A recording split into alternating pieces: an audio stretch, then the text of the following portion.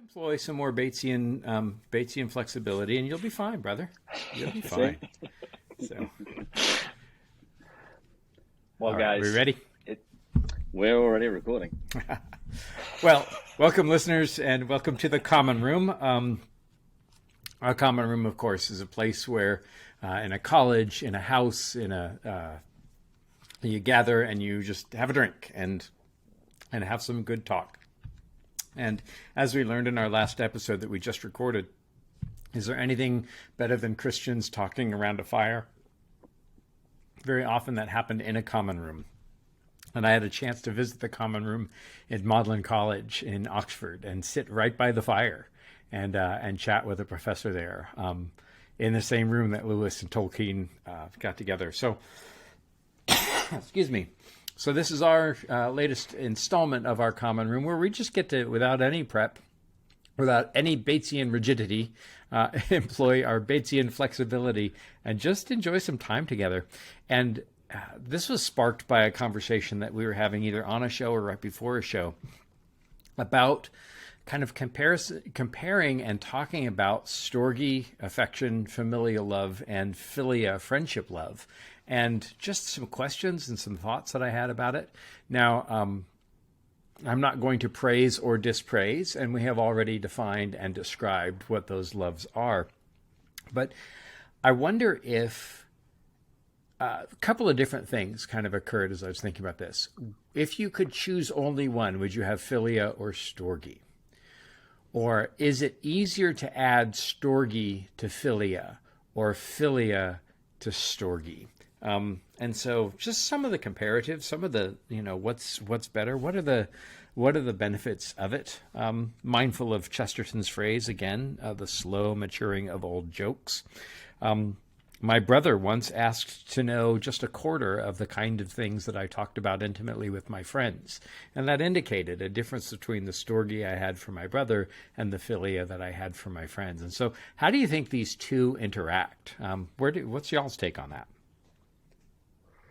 We'll go into your first part. I'd rather have the friendship than affection, personally.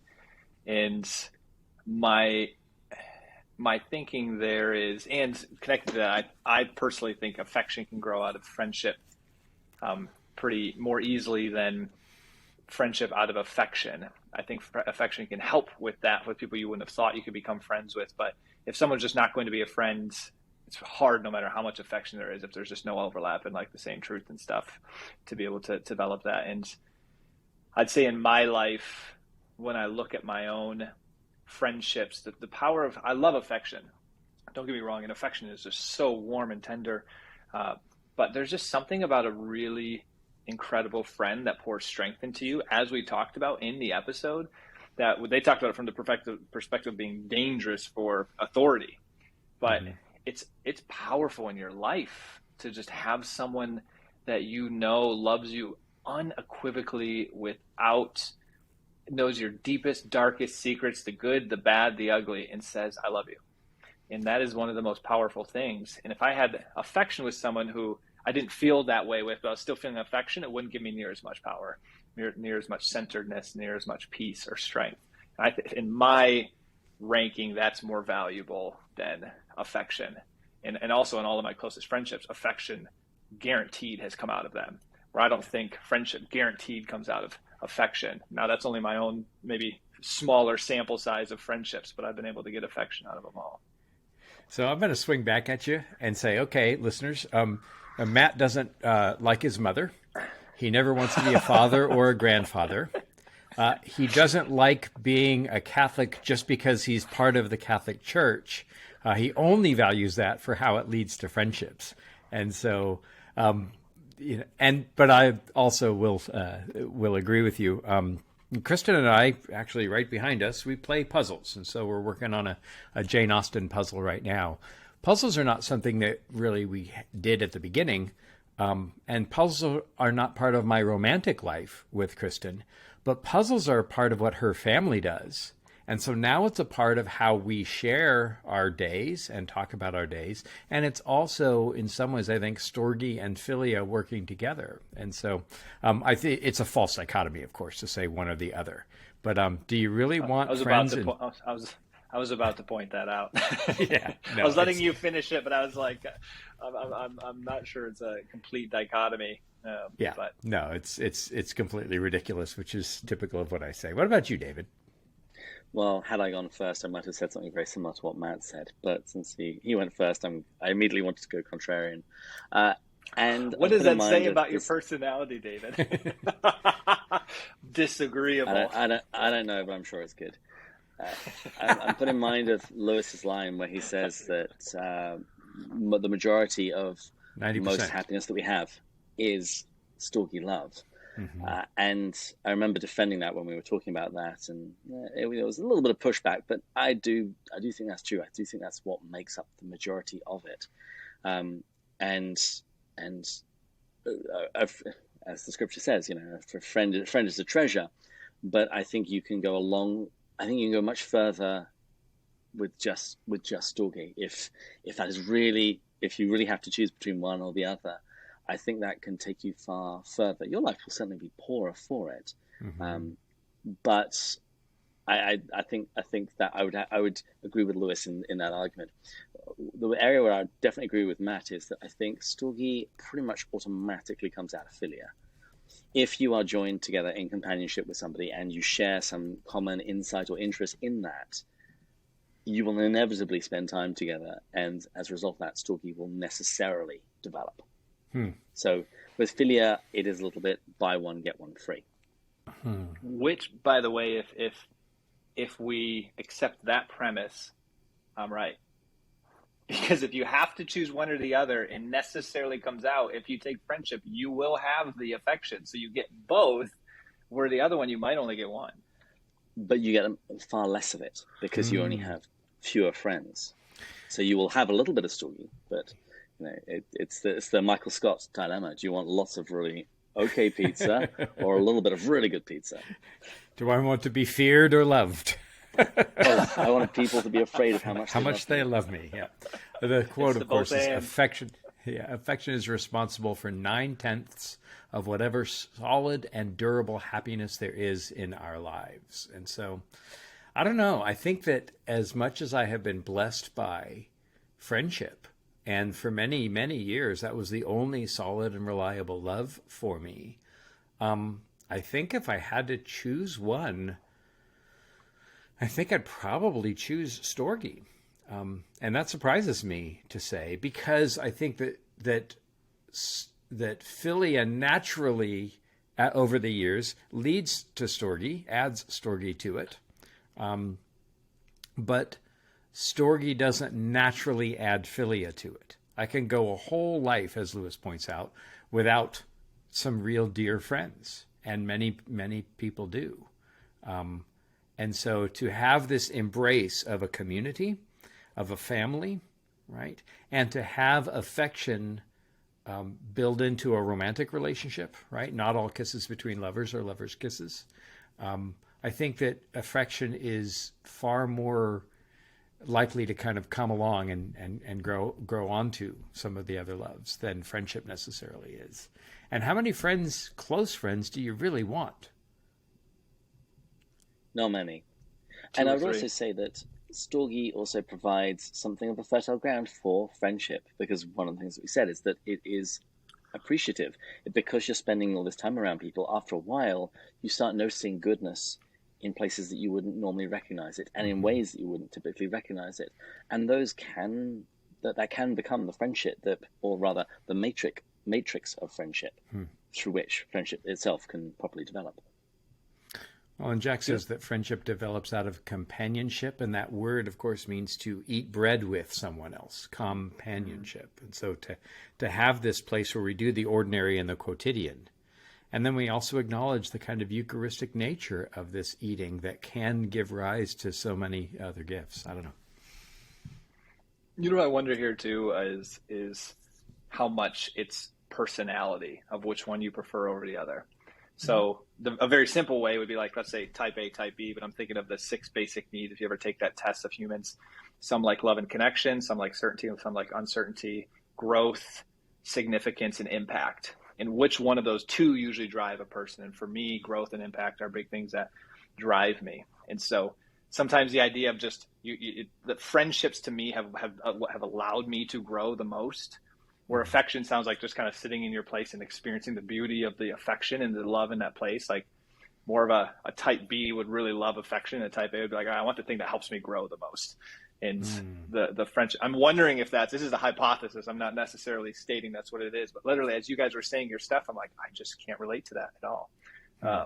But wasn't like it's wrong or right, but more of a personality trait of, but then maybe Andrew, I'll be in your camp where I'll you said friendship for so long and now you're experiencing the affection in such a deep way. Maybe I'll come back to this. We should do this in like 5 years after I'm married. And maybe I'll be like, man, I was an idiot. I think I can tell you that now. We don't have to wait 5 years. I think affection is probably more likely to creep in and adumbrate itself to all of the other loves. Because a long friendship, even the joke that you just made, David, is a joke of affection, about Matt. David's like, no. Really wasn't. But I think that affection can, part of it, part of why I wore my Virginia Theological Seminary hat.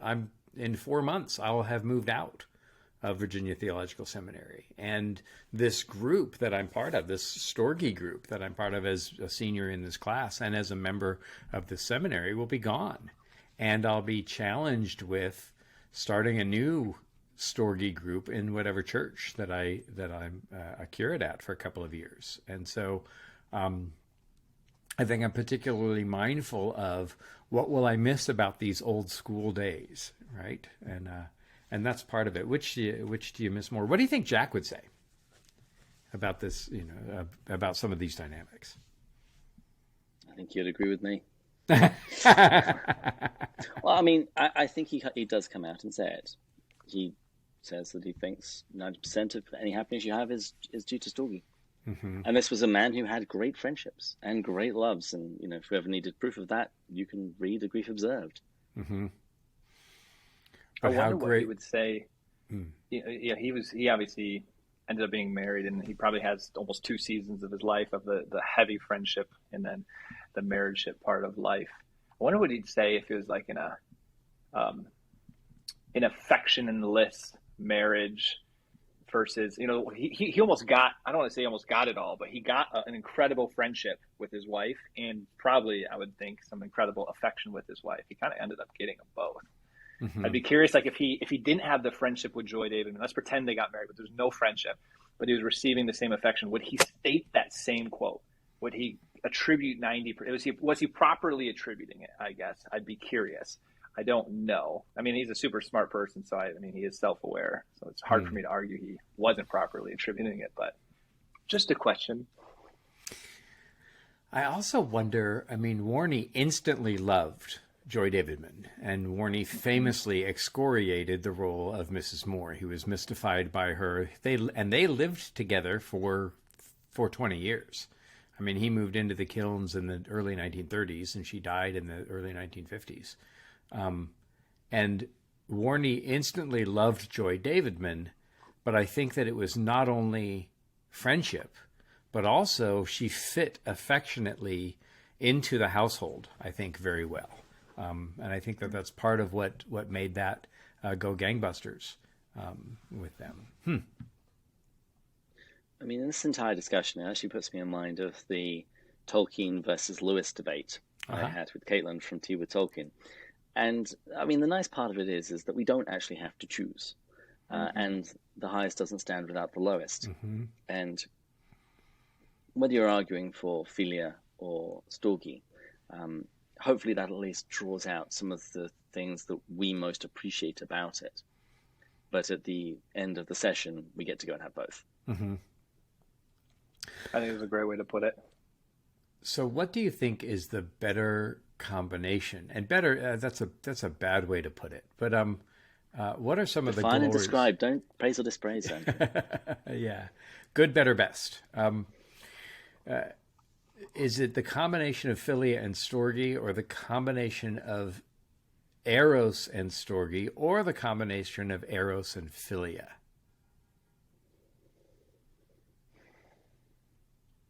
Since I haven't experienced one of those deeply, I'm gonna let you go first, David. I'm gonna say Philia and Storge. Okay. Together. I think at the very least, I think that would be Lewis's answer. Mm-hmm.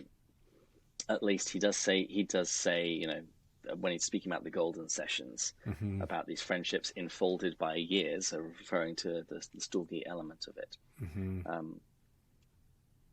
But on the other hand, he wrote that before his wife died, and he got to see what he had lost in the same way that we talk about with Storge, that you don't actually typically recognize what you're losing until it's actually lost.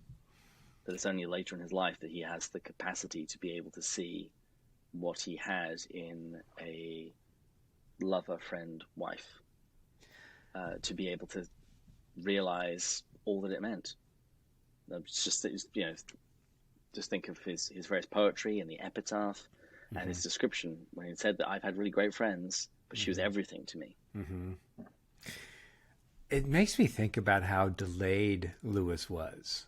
So his Eros loves, his romantic and sexual side, doesn't develop, especially after his conversion. It kind of remains frozen. Joy famously called him my great Antarctica, my newfound land of woman-killing frost. And he was kind of this frozen snowman. And he delayed, in some ways, he's kind of this delayed adolescent, because Mrs. Moore comes in his late teens, and he's with her until his, 50s, his early 50s. And so Joy kind of comes in and wakes up that for him. And also the friendship of the Inklings, which ends in 1949, and Minto ends in 1951.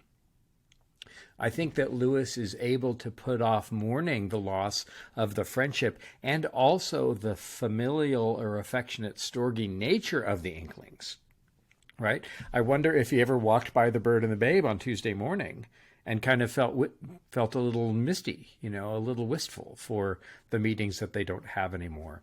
But in some ways, his mourning the loss of the Inklings is delayed a little bit by Joy's entering in. So she provides friendship for him.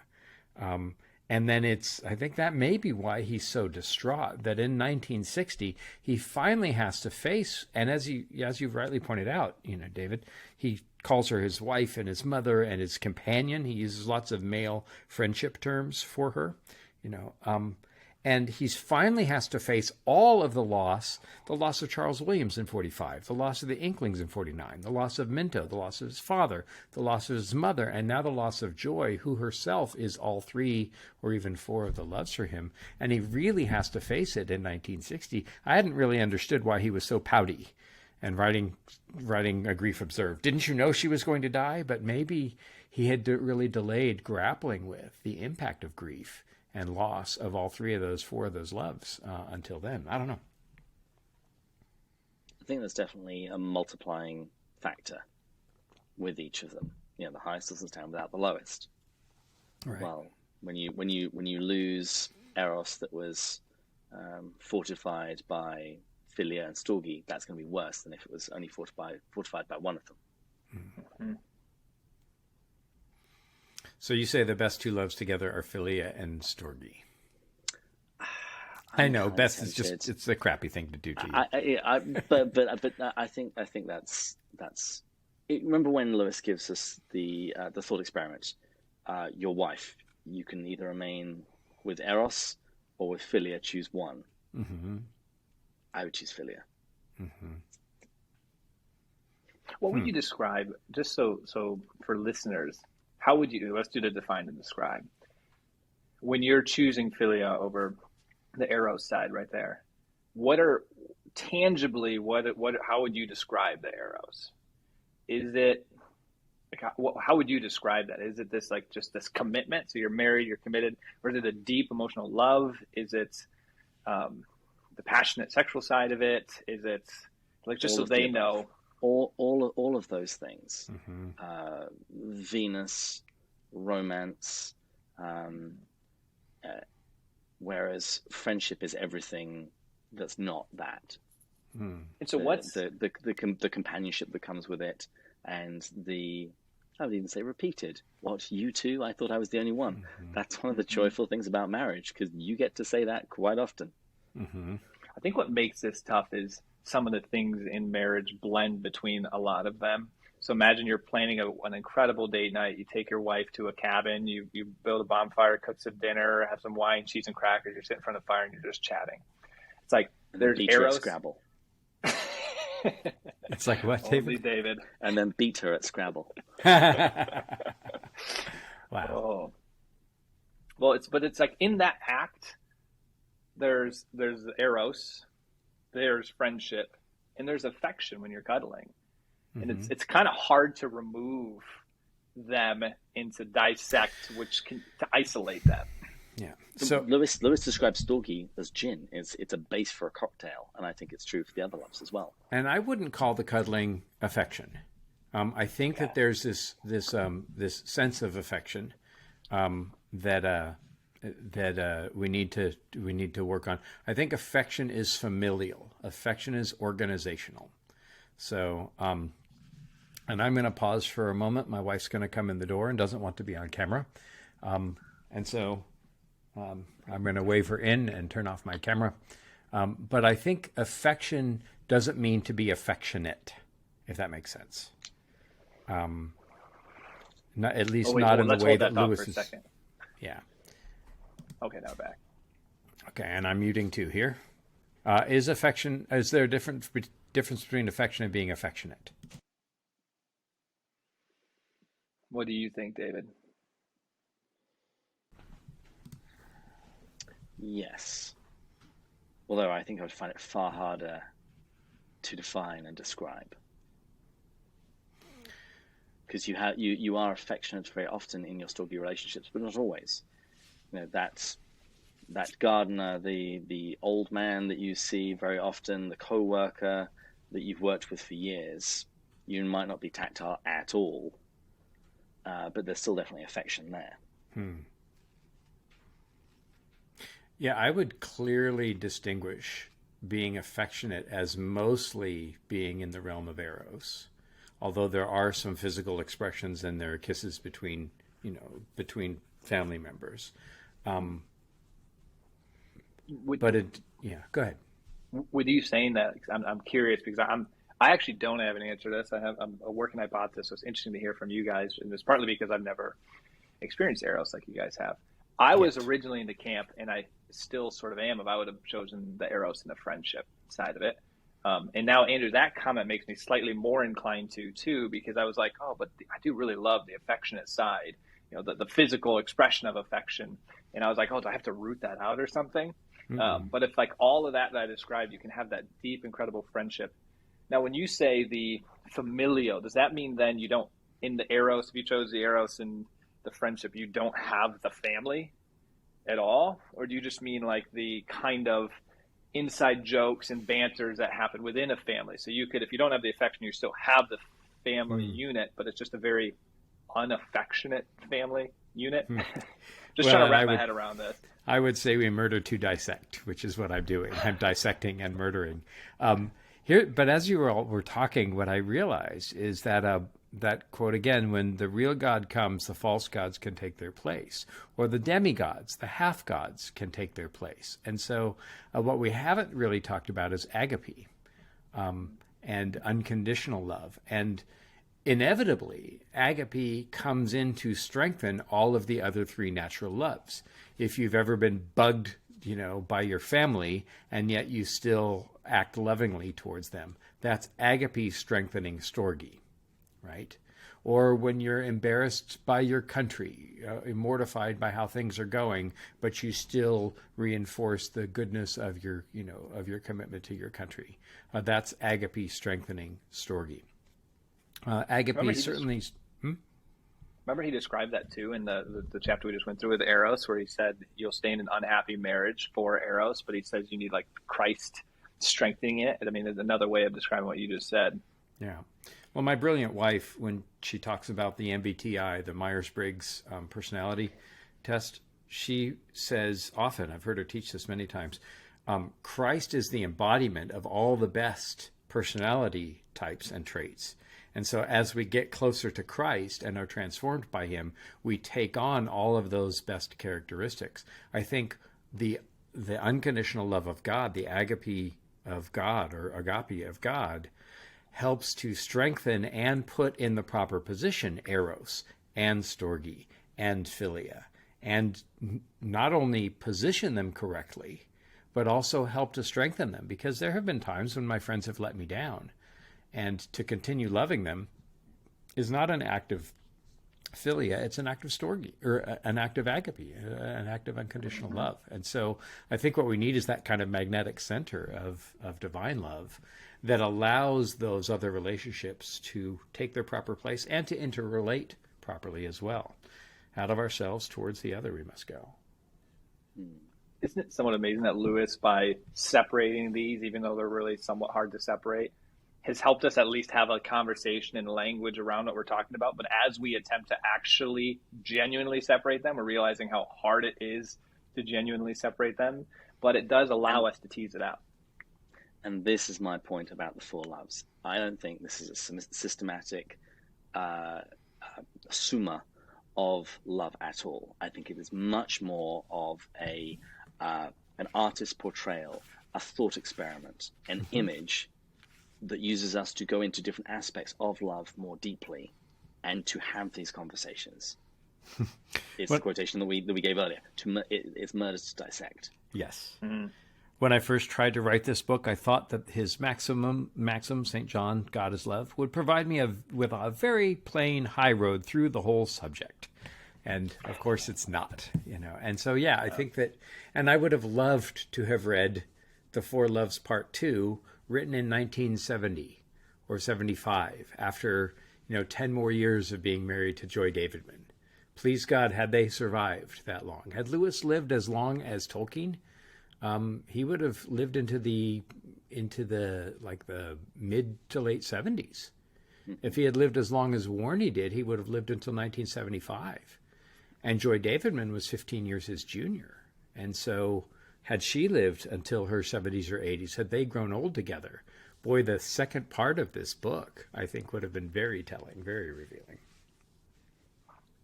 Andrew, I know we're about to run out of time, but can I ask you one question? Besides the question that you just asked me? Yes. Okay, no. You can just ask the one question, and the answer is yes. All but right. We're out of time now. Go ahead. We're out of time. Well done. Define and describe, brother. Go. Yeah. In the Four Loves, what's the part you disagree with the most? Nothing. I had a feeling you'd say that. I don't know if there's a part that I disagree with most, but I think that one of the parts that hasn't aged as well, because the circumstance and context has changed so dramatically, is Lewis is talking about men and women and the possibility of their friendship. So in the 1950s, there's a huge education and vocational gap between men and women, without any doubt. Also, as a Brit, or as a member of the UK, as a citizen of the UK, and given his upbringing and his eschewing of emotion because of his cultural upbringing and because of the unsafety of his father's extreme emotionalism. I mean, Joy, I think, really taught him how to feel. And I mean, a firm handshake would have been hugely demonstrative between men in 1960. And still, to some degree, I think in the UK, still is. The idea of men hugging and even kissing each other, which he admits is something that has happened in past ages, but he is very uncomfortable with. So I think that I find that part, the idea that men don't talk about their relationships, that men are not as expressive, and that men and women have a harder time being friends, hasn't aged well because the context and the culture have shifted so much. But I think that Lewis would have probably been the first to acknowledge that. David, I saw you smirking. No, I completely agree. I think particularly in when he speaks about friendship, I think it's something that I particularly disagree with per se. I just would make some things not universal, and I would think that there are some areas in the discussion that would need to be developed more. I guess the most I would say. Well, and that's why, as you said, I think that it's great to take this book as a really incredibly helpful thought experiment. And having those categories, Kristen and I are teaching about love tomorrow in Sunday school. Having those categories and acknowledging the expectations of the different kinds of love really, I think, is incredibly helpful. But, of course, the great Saint Pope John Paul II, leaned heavily on this book as well. And so I'm deeply grateful for it. And I think it's a great starting place, at least to begin to talk about relationships and live them wisely. Some future common room, I'm reading his book, Love and Responsibility, right now. Well, whether it's the next one or the next one David will do, but in a couple, maybe when we're nearing the end of this book, I'll bring some questions out of his Love and Responsibility, and we can talk how it connects to Lewis, because I think that would be a cool conversation. Good. Well, brothers and listeners, go and love well. Let love rule your days, and let the unconditional love, the love of decision and choice, and the love to make the other more important and yourself less important, let that govern your day and your week, and may it be with us as well. Yes? Cheers. Love it. Cheers. We'll go cheers to that, Andrew. All right. Love it too. Ha ha ha ha ha.